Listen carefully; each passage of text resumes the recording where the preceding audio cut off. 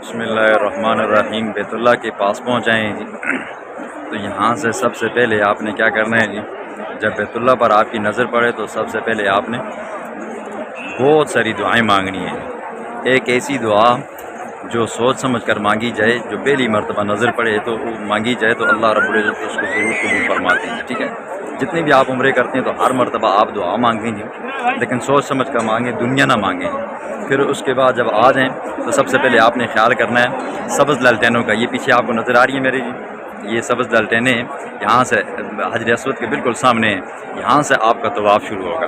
پھر کرنے سے پہلے آپ نے ایک دعا پڑھنی ہے، دعا پڑھ کر پھر اس کے بعد آپ نے استلام کرنا ہے، ٹھیک ہے۔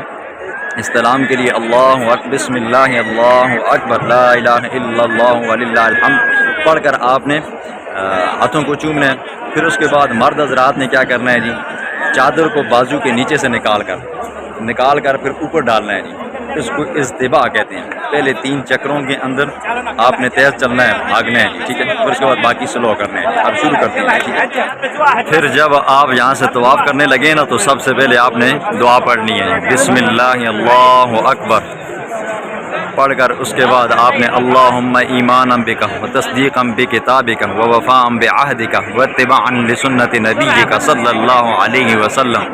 پھر اس کے بعد آپ نے یہاں سے چلنا ہے۔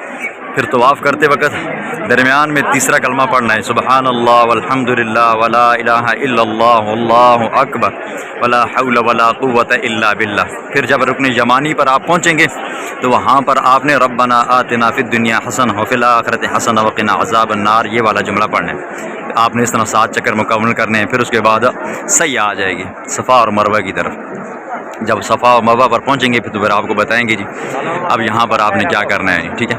کوشش کرنی ہے مقام ملتزم اور حجر اسود اسی طرح رکن یمانی سے تھوڑا دور ہی رہیں تو بہتر ہے، کیوں وہاں پر خوشبو لگی ہوتی ہے اور احرام کی حالت میں آپ وہاں پر جائیں گے تو آپ کے اوپر دم آئے گا، ٹھیک ہے۔ لوگ جلدی کرتے ہیں تو کوشش کرتے ہیں کہ وہاں پر ہم پہنچ جائیں، لیکن یہ کہ ان کے اوپر دم لازم آ جاتا ہے، تو اس لیے بہتر یہ ہے کہ بھئی بچ کر رہیں جی، ٹھیک ہے، بچ کر رہیں۔